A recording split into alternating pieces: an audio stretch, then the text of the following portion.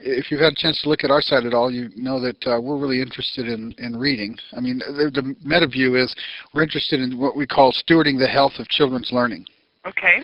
And the particular place that we're focusing on this project is reading, in that reading is this great gateway, this wall that is so affecting so many children's learning and overall health and well-being. And in the course of that, our research has taken us into cognitive dimensions, neuroscience dimensions, particularly language acquisition areas. And we've become really interested in the role of affect on cognition. Okay, sounds good. And that led me in some of my search to the paper that your associate Stephen Ilardi had up on the web, okay, talking about the utilization of EEG techniques to develop methods of investigating self-representations and their negative impact, and that you could actually do that in relation to real-time brainwave patterns while somebody was reading.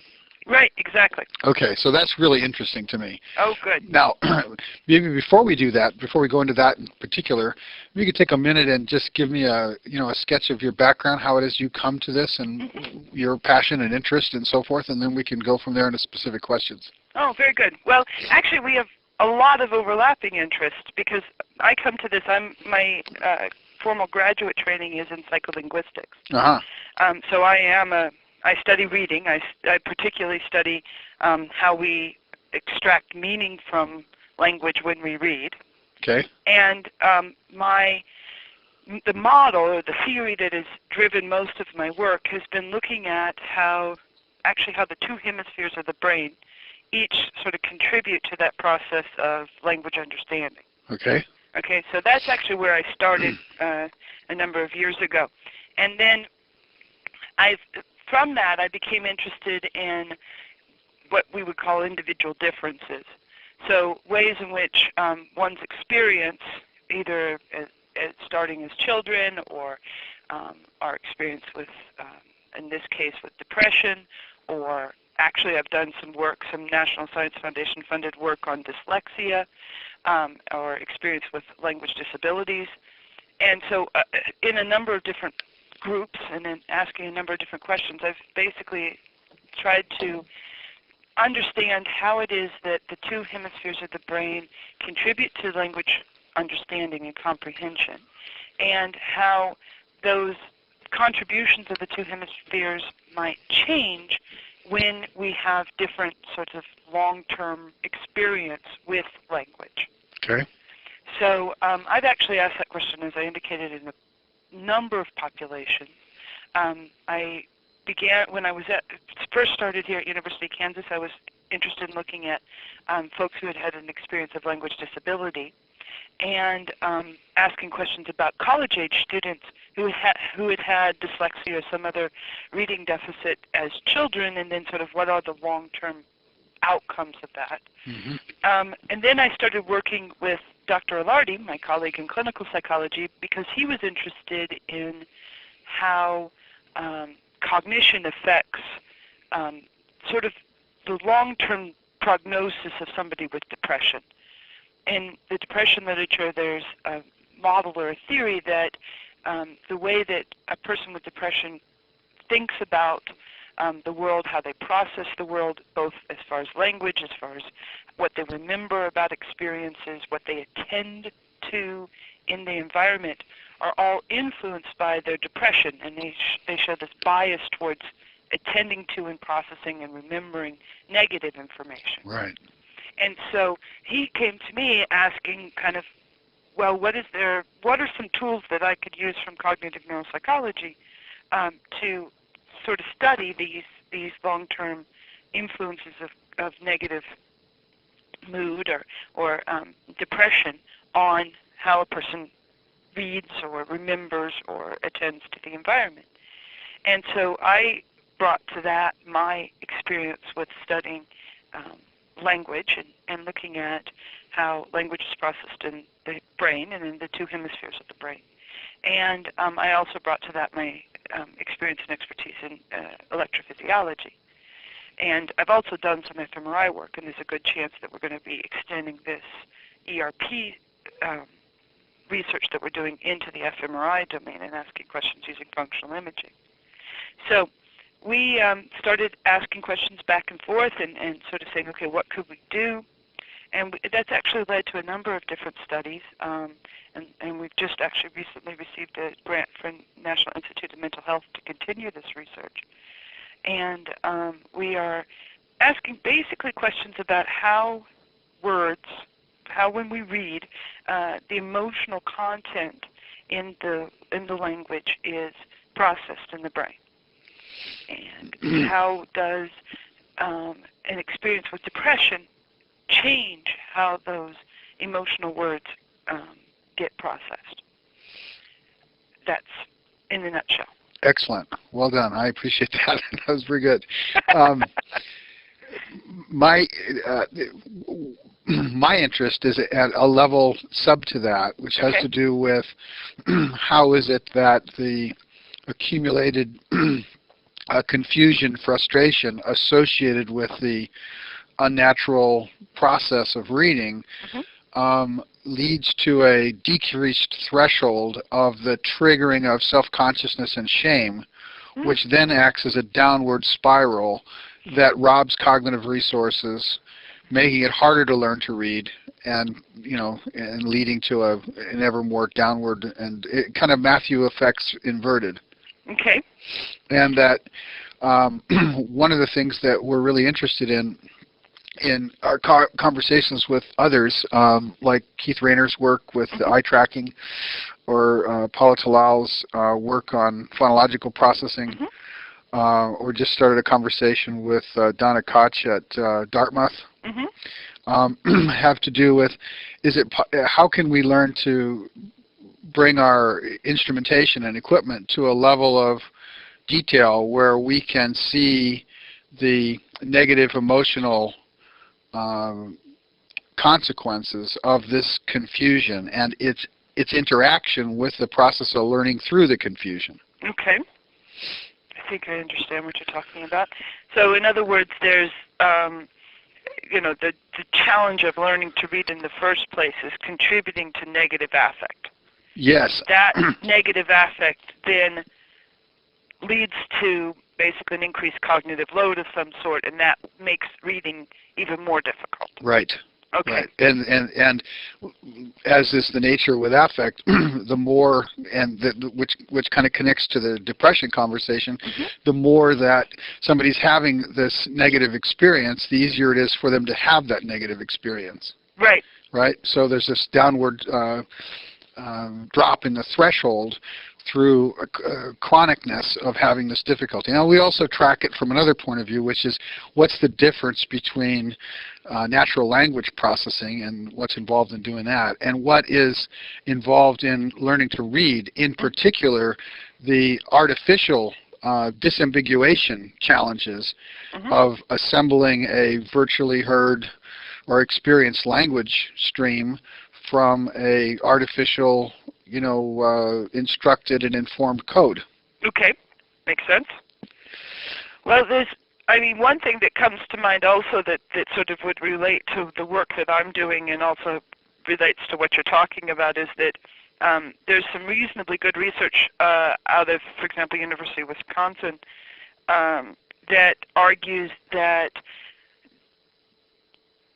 when a person will later develop depression or has all the sort of risk factors for depression, for example, family history or low SES and those sorts of contributors, that even in very early measurement of children, you have sort of the precursors of kind of pattern of brain activity that would be associated with depression. Right. So if you've got, you also could potentially be looking at sort of folks that are at risk to having mood disorders prior to even trying to engage in this difficult task of learning. Right, which is exacerbating on top of these other theoretically isolatable Yeah. variables. Yes, yes, Yeah. that's important. Do you have any sense of what the percentage of the child population is that might be at risk? I mean, other than as inferenced from the other risk factors, but what are the risk factors specific in that subset to, mood disorder or depression? Well, probably the most studied group has been children who have a mother that's experiencing depression. Mm-hmm. And so in that at-risk group that are identified obviously other ways, other than by looking at brain electrical potentials, and the work I'm talking about is by Richie Davidson in his group. Mm-hmm. And what they've found is that they can find there's a particular pattern of electrophysiological activity that shows up over the frontal lobe, such that you get a hypoactivity in brain waves that would be brainwave frequencies that are associated with cognition or attentiveness, and that you get a hypoactivity of that range of brain waves over the left prefrontal cortex. And so that pattern of electrophysiological activity has been linked to folks who have mood disorders as adults, and what they've been trying to do is see if they can find a higher proportion of children with that pattern. Now, as far as sort of what is the population of, or what percentage of children are likely to get depression, that's actually a really difficult question to answer, Sure. as you could imagine. Sure. But one of the things that we do know is that the prevalence rate, particularly interestingly among men, among males, has been increasing over time. And that each cohort that comes along, we have actually a higher percentage of depression. But so the question is, is there something we could be doing very early on to sort of to try to intervene based on these kinds of electrophysiological measures, and certainly that's sort of the direction that Dr. Davidson's work is going in. I see. I actually have done a little bit of kid work, but I don't typically study kids. I typically study usual adult populations. So you're using EEG and ERP? Yeah, I'm collecting EEG data, but most of the work I'm doing is I'm using electrophysiological measures to look at evoked potentials. Okay. We've done a range of things. We've looked at both components that are probably related to looking at the salience or attention allocated to different sorts of stimuli. But you also mentioned this work that we've been doing looking at self-concept. And that work actually relies on an ERP component that's specific to language. It's referred to as the N400. And the N400 is thought to be a reflection of basically looking to see if some word is appropriate in the sentence context in which it's presented. This is the one, the 400 is because of the 400 millisecond frequency? No, it's in because it's negative going component, and it's 400 because it shows up about 400 milliseconds after the onset of the critical stimulus. Okay. And the critical stimulus is generally some word that doesn't fit the meaning of the rest of the sentence. And the nice thing about that component, the N400, is its size is actually directly tied to the degree to which that word fits. So it actually isn't just sort of one of these components that you kind of see it or you don't. It actually changes in amplitude in part as a reflection of how good is the meaning fitting into the existing sentence. All right. So it's in some respects an indication of ambiguity. Yeah, it's an indication of expectancy. But ambiguity would be a situation in which you would have a lack of fit. Right. Exactly. Huh. So that would cover both nonsense words and words that are sensible but not recognizable given the state of development of the reader. Bingo. It could happen there, and it could happen whenever you have sort of a situation where you've got a word that comes up that it's just completely unexpected. So, and actually one of the directions I want to go in the rest of my research has nothing to do with depression is to look at ways in which sort of competency with reading might influence the size of the N400. But right, that's what Donna Koch is working on at Dartmouth. Oh, is she? Yeah, oh, okay. I think you'd appreciate some possible collaboration there. Yeah. In that, this timing here, this is whole word level recognition, right? Right. Which is, it feeds into the, on average, letter sound processing of about 25 milliseconds. Right. Yeah. We're talking about a process that would be happening very, very late in relative to the early phonological processing sorts of steps that you're talking about. Right. So yeah, this is a meaning comparator, right, rather than an assembly level. Yeah, exactly. This is, and some people have, and there's been a fair bit of discussion recently in the literature. One of my colleagues, Joe Dean, has been contributing to that discussion, and a person, probably the most influential person, has been Marta Kudis down at University of San Diego. And this discussion sort of revolves around sort of what is that component reflecting. Some people talk about it as sort of an expectancy indicator, sort of as you're building the sentence. Mm-hmm. And others say, no, that's too late. It probably is some kind of integration, or maybe even something like a post-processing sort of check system that's saying, oh, wait, this whole thing didn't fit. You know, after the whole sentence was sort of the person tried to integrate that information into the sentence. Right. So which again pushes, which it seems to fit across the spectrum of time that we're talking about, mm-hmm, relative to the lower level assembly work. Yeah, exactly. Yeah, the work I tend to do tends to be a little bit later than what you're talking about with somebody like Talal, for sure. Mm-hmm. Because my area of expertise has always been in the area of semantics or meaning. I'm not looking so much. I've got a little bit of research that we've been doing on phonology and using ERPs, but it's just not my primary area of research. So, in the statement that Steve's website made, mm-hmm, basically saying that you obviated the need for self-report, as if there was some way that you've detected a signature. Well, it's not really so much a signature. The way we've been trying to think about it is, mm-hmm, more, is there a pattern to to semantic processing, to meaning processing, that is special, or developing over time with experience with depression. So when the best example of a signature of depression would be, like I say, this work out of Davidson and others' lab that looks at this in EEG, what's happening over prefrontal cortex. Right. The other group that is contributing to that domain a lot is out of University of Illinois. There's Wendy Heller and Greg Miller, and some of those folks are basically looking at patterns just in sort of resting EEG, what's happening as far as the relative amount of activity across different structures in the brain.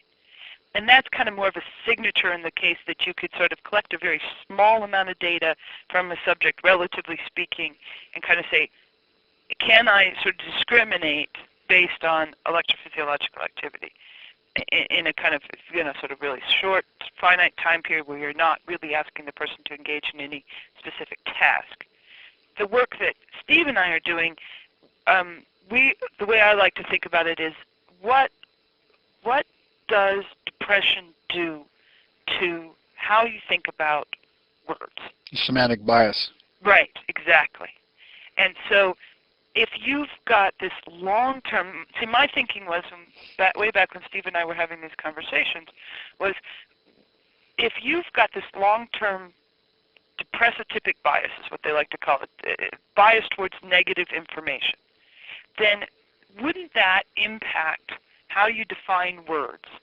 Just like, for example, if you have an experience where you grow up in a household where you're a farmer and you have a lot of experience with, sort of rural agricultural related stuff, And so, therefore, you have a very well-defined definition of cow. Okay, and here I am being the ultimate urbanite by using this example. But you know what I mean? My definition of cow is probably really, really limited compared to somebody who grew up on a farm. Right. Right? And so from potentially from childhood, that person, because of their disposition towards depression and probably have multiple episodes of depression, redefine the word loser or build a definition of the word loser. So they got a charged definition. They got a charge on it. Yeah, they've got a charge on it. It's extensive and it's well developed. And boy, when they see the word loser, boom! They know that word quickly, and they can recall all kinds of past experiences or other words that are related to that. The truckload of meaning come firing on them. Bingo, that's the idea. Mm-hmm. And so my thinking is that what your experience is with depression can influence something as basic as how you define words. Yep. And therefore, watching somebody read, if they do have such a charge, you could see it. Bingo. And that's exactly what we've been able to show. I mean, what we do is we use that with ERPs, but we also do that just behaviorally, looking at something as simple as how fast they read those words. Right. You could do it with eye tracking, or you could do it by reading facial effect. We could, if we wanted to do something like EMG and look at muscle activity in the brain. That would be another psychophys measure that we could use. Mm-hmm. So there's potentially, basically the idea is there's lots and lots of ways you could get access to kind of a feel for how they're processing those words. So what attracted me, this is beautiful. I commend you on the work. I think it's a great. Oh, well, thank you. It's a great field to be, at play and learning in. What appealed to me, because what I've been looking for is how could we get a handle on the triggering of affect during the assembly processes of reading. What would that look like, and what do we have that would come close to showing it? In other words, the affect theorists, and it seems pretty obvious, would say that when a negative affect triggers, like shame, which coincides with a reduction in interest, that is going to create cognitive turbulence. It's going to be cognitively disruptive. Right. And so there's one piece in this, which is the failure of the low-level processes to have a coherent output to feed the stream at the higher levels in time before attention breaks down. Mm-hmm. And then there is the affective response to that breakdown that's creating a second-level shock. Okay. Right? Yeah. And I'm wondering whether that's happening in a timescape that would be detectable, because it has an analog to what you're describing. Mm-hmm. Yeah, sure. And basically what you're doing, I mean, part of what we try not to do is induce particular mood, right? Because what we want to do is look at sort of basic meanings, word meaning definitions in the brain, sort of in its sort of neutral state. But what you're talking about is there some kind of is acquiring reading a negative mood-inducing experience. Is that a good way to describe it? Yeah, negative mood-inducing, where mood is a broad cascade that's happening as a result of the triggering of more fundamental affect in relationship to the cognitive confusion and frustration and dropout. Yes. Yes, exactly. Well, and the thing that's nice is that, for example, when you look at some of this work the electrophysiological work on the impact of mood, having a negative mood state, then, as you've just described, exactly, there's some nice evidence that being in a negative mood state leads to a number of other kinds of cognitive deficits that may not be, obvious as an outcome, as a possible outcome. For example, there's research to suggest that when a person is in a negative mood state, that they have simple problems like line length judgments. Right. All right. So in other words, that there's a cost. There's a cognitive cost to being in a negative mood state, and that's kind of what you've just been saying. But there is some definite research on electrophysiological research, not out of my lab, but that's influencing the work I do, that talks about the kinds of additional behavioral deficits that you see, cognitive deficits that you see when you induce negative mood. Right. And then everything gets even worse, very likely, if you're talking about somebody who has a predisposition towards depression. Right, exactly. So actually one of the things that I've been talking, we have another colleague here, Rick Ingram, who's very well known for his work also on the influence of depression on cognition. And we've actually got a plan that sometime in the next few months we're going to start collecting some fMRI data. And in that we're actually going to be using mood induction in the magnet. Right. As a way of, again, sort of trying to induce these problematic cognitive processing. This kind of problematic cognitive processing. Well, in addition to the issue of mood creating a filter or bias to what cognition's engaged in, there's also just the dissipation, the bandwidth dissipation. In the case of reading, I mean, we know that there's an inverse relationship between the intensity that's going into the lower level processing and capacity for comprehension at the higher level. Right. And so to the extent that, which basically says the ability to comprehend at the higher level requires a certain bandwidth, which is inversely related to preoccupations with parallel processes that would be consuming it. Yeah. So to the extent that mood, or more basically affect, is caused an eruption or a tangent or a trigger off, that's robbed processing power and exacerbating the problem. Yes, exactly. Right? Yeah, because if you think about it, I mean, what is the structure that Davidson's seeing being predominantly hypoactive in either a person with depression or a person in a negative mood state? It's left frontal lobe. And you can't get a structure that's more important for language than left frontal lobe. Right. Right? And I mean, that is the structure that is effectively hypoactive when you are experiencing negative affect. Yeah, that's great. Well, as you may be aware in reading literature, and I don't know because I understand and respect the threshold difference of where your attentions have gone relative to adults and the kind of work that you're doing, but that relative to the learning to read piece, which, by the way, as I'm sure you're aware of, diminishes the lives of about 100 million people in this country. Right. I mean, it's as significant a problem as comes. There's been a real lack of attention to the interaction between affect and cognition in the multi-level processing that has to work together to generate reading. Yeah, in fact, that's one of the things that drove me early on to address this issue of what's the long-term impact of reading disability, and asking that question. I haven't brought the affect piece together with that interest, but it's early yet, and I'm young, so we shall see. But I concur.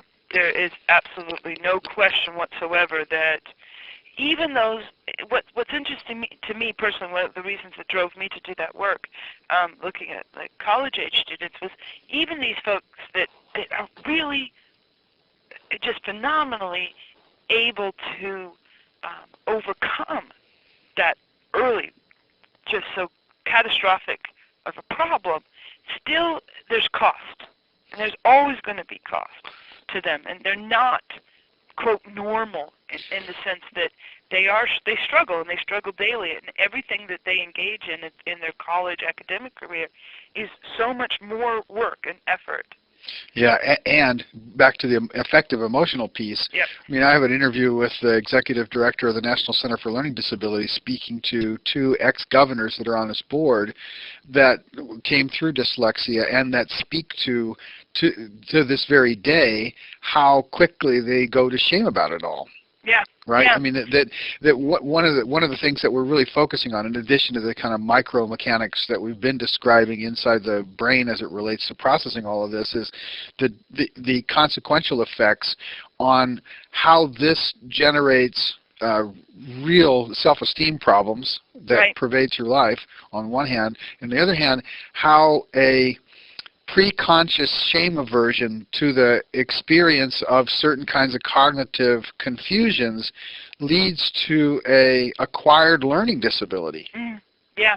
That can be devastating in how it generalizes. Right. No, that's very good. Yeah, that's actually a really good point. And then, the thing that came to my mind, given my preoccupation right now with depression, is to what degree are we talking about a situation where we've got this cascade of a person that might or might not be in a position, kind of borderline position of developing depression, has this really negative experience with this critical cognitive component of reading, and then experiences this shame and experiences this feeling of lack of self-worth and all of that sort of stuff, and that basically acts as the the catalyst to developing some other kinds of very pervasive mood disorder. Right, which are stabilized generalizations of these lower level processes. Bingo.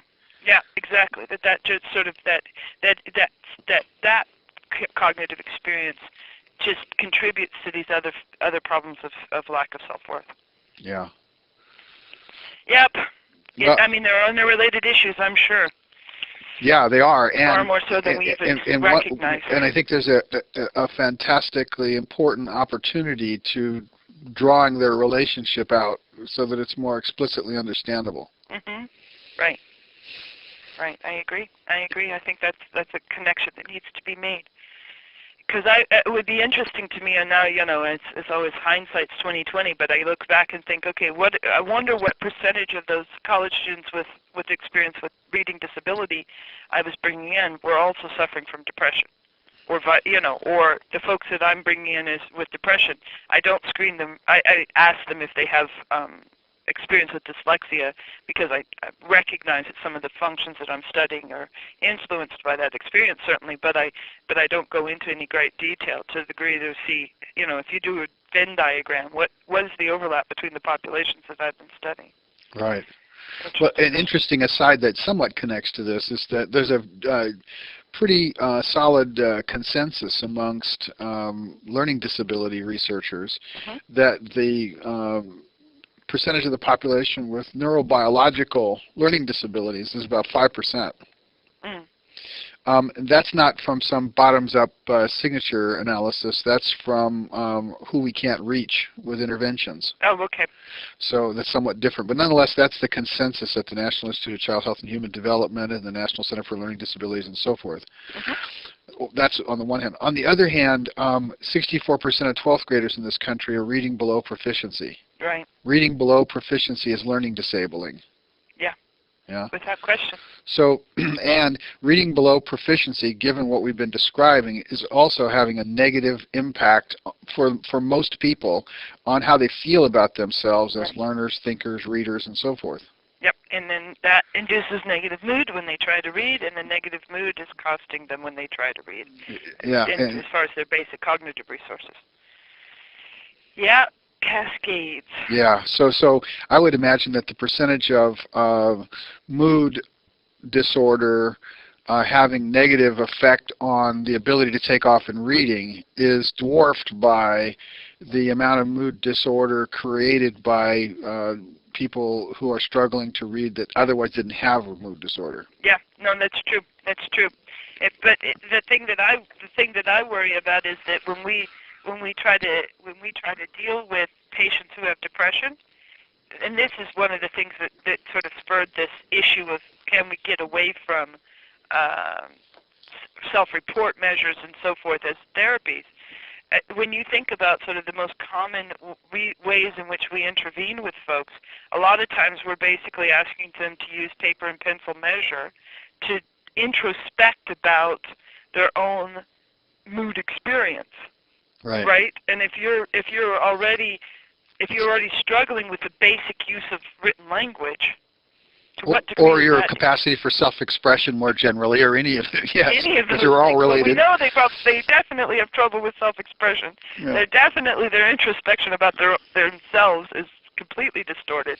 But but getting to the issues that we're discussing, there's also this issue of sort of just basically being able to communicate that information in a written form. Right.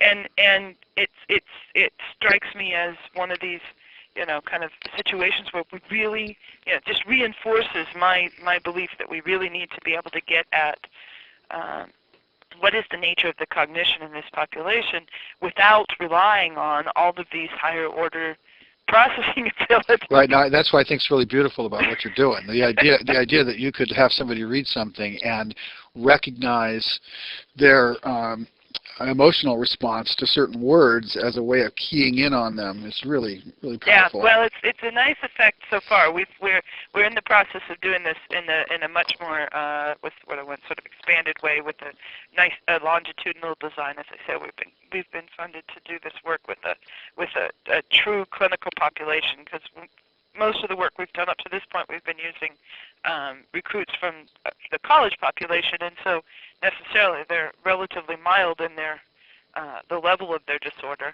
Right. But we're seeing robust effects even with that. I mean, in some respects, it's a good thing, because it basically says in the portion of the depressed population that you would expect to see the smallest effects, we're still seeing enormous differences. Right. Yeah. But we're going to be doing this work that we're doing right now is basically looking at folks in kind of a pre-post design, currently in episode, and once they've remitted, the same individuals, and looking at their processing of just basic emotion-related words, and what is the reading time and ability to analyze those words, and then also these self-reference statements. I am a loser, I consider myself to be a winner, and looking at the electrophysiological responses, and actually at both of those kinds of tests. So that's great. If it holds, it should be. I mean, it's a very nice paradigm, I think, for avoiding all of these, at least the output part of these problems that we're talking about. Right. I mean, they still have to be able to read the sentence. Right. No, clearly. But like I said, in addition to having the benefits that you're talking about for the populations that you're talking about, the basic concept may be adaptable to appearing at the levels that I'm interested in. Sure. And tell me about, because I'm not that familiar with these two. One of the things I'm really interested in is co-registering in real time various planes of measurement. Okay. So, for example, putting eye tracking equipment on at the same time we're doing ERP. Okay. Right? Does the EEG that you mentioned in here and ERP, can they be simultaneous? They're actually the exact same data. The difference between EEG and ERP is that EEG is looking at sort of what you consider kind of baseline electrical activity in the brain. Right.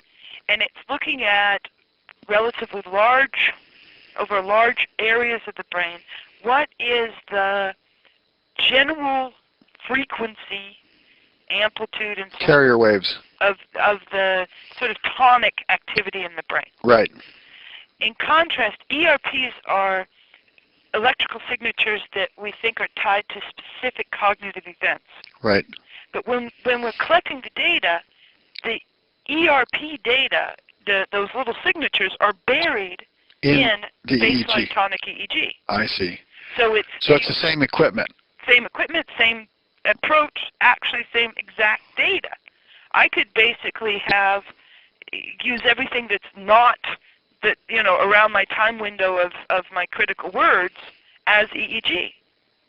But the only thing that we just typically try to do is have it so that the person's not engaged in some kind of demanding cognitive task while you're collecting baseline EEG. Sure.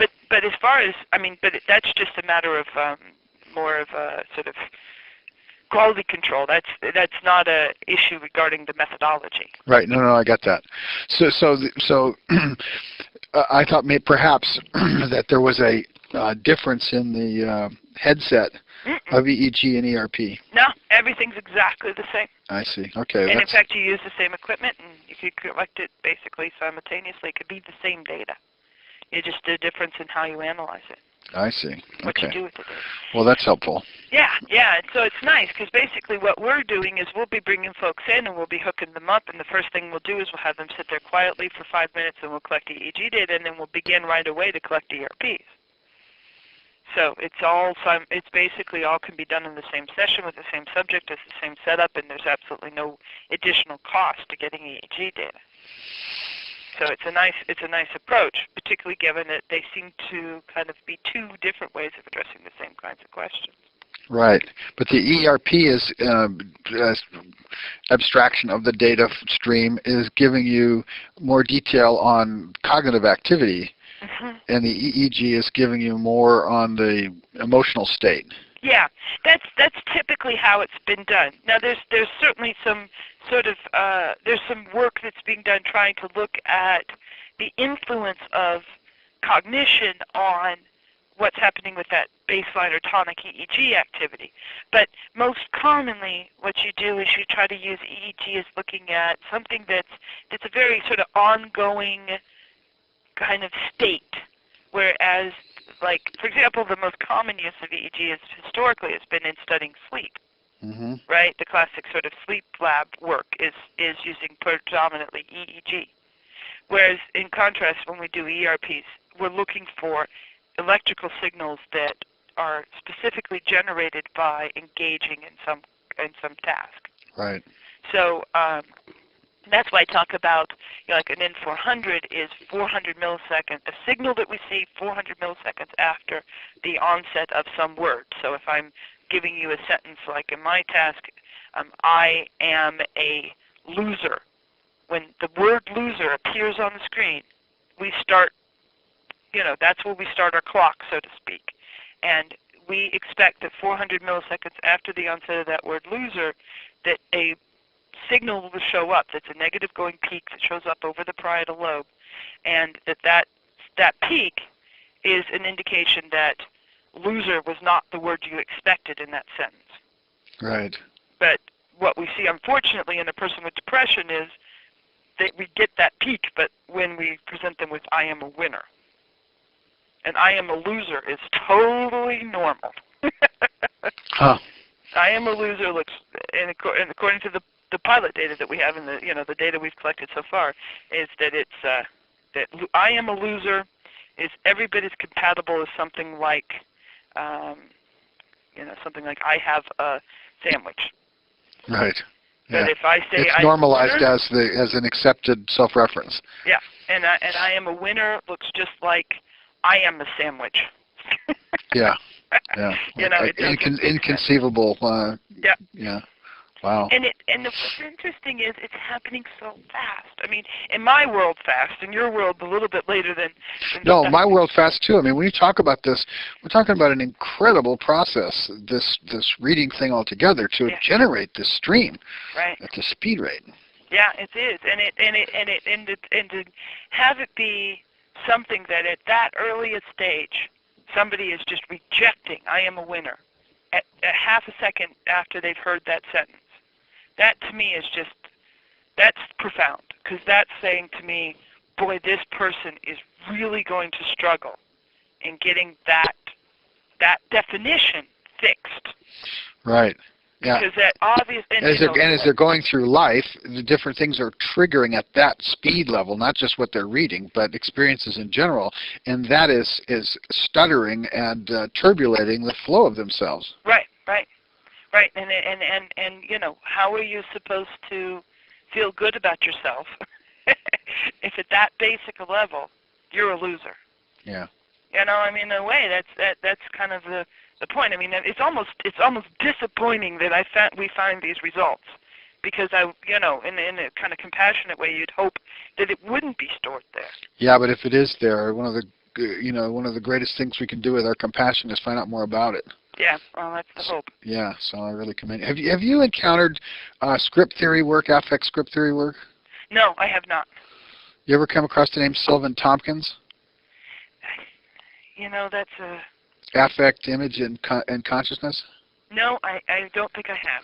Yeah, you might find his work and Donald Nathanson's work, which there's an interview with him that links to his stuff on our website. Okay. Of particular interest in having a conceptual framework for how affects, how the biological activity of affects become these scripted self-references, okay. like we're describing now. Right, right.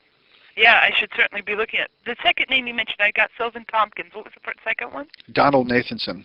Nathanson, thank you. Yeah, and Nathanson, there's a interview with him on our website, and Okay. right at the top of it, it links off to his Tompkins Institute and what have you. But they are two of the psychiatrists, psychologists who have spent their lives in the space of affect and the effect of affect.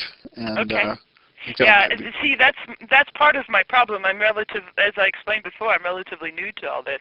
It's really been in the last about 2 or 3 years that I've started in this domain, so I'm sort of bootstrapping myself as I go along. Yeah, I actually have the greatest respect for that kind of learning. Yeah, it's effective, but at the same time you find yourself going, no, I've not heard of that person yet. Yes, yeah, but that can happen at any time. So I mean, I had a conversation the other day with a Nobel Prize economist or other people in different realms, and that's one of the things that's missing is a cross connect, and it's strange how awkward we feel when we think we don't know something we're supposed to know. Yeah. It triggers right back into this conversation we're having. Yeah, no, it's true. We don't like to say I don't know. Yeah. That's one of the things that I think is I tell the people I do a lot of work with teaching stuff here on campus. I do advising for incoming graduate students, for example, who are going to be TAs, and I say, your teaching evaluations will actually go up the more often you say I don't know that. And I try to get people to realize that there's nothing shameful about not knowing.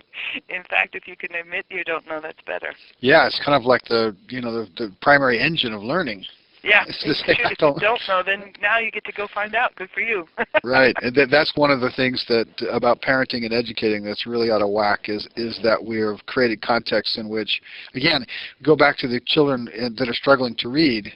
They are trying to interface with an archaic technology that's only been around in its current form, since it constituted in England in the 1500s. Right.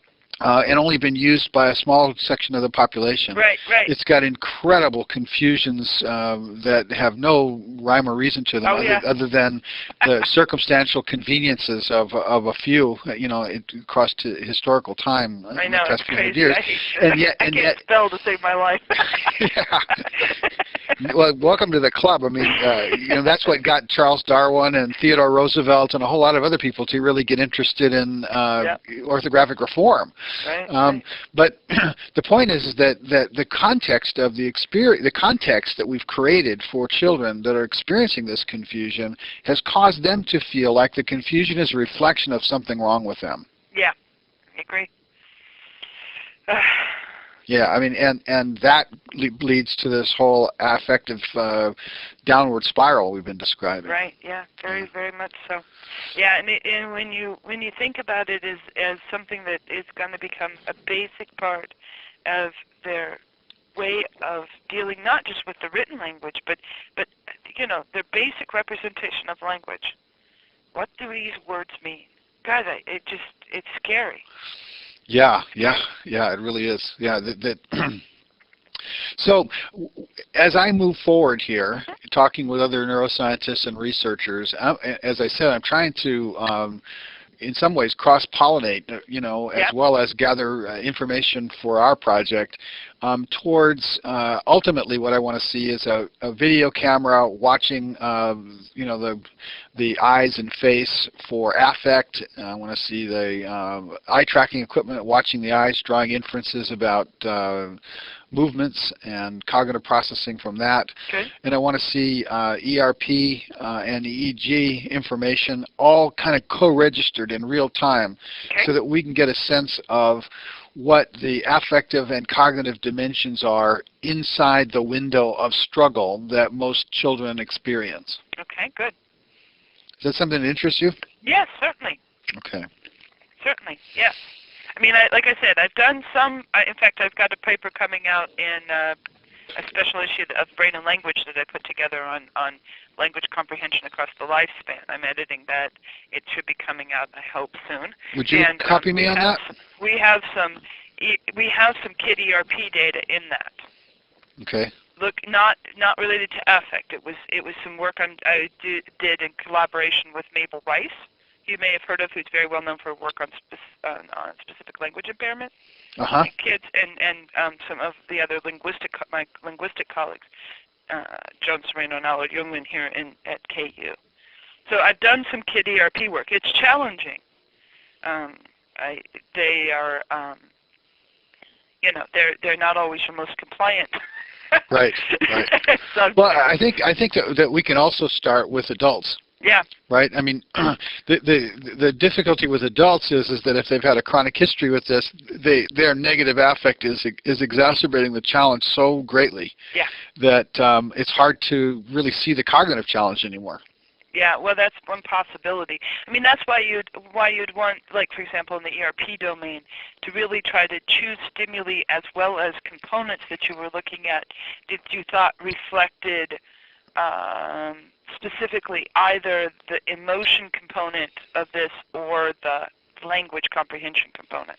Right. Or the language processing component. And that's actually, I mean, Talal is actually a good example of a person who's worked on sort of parsing that within the time stream of the ERP.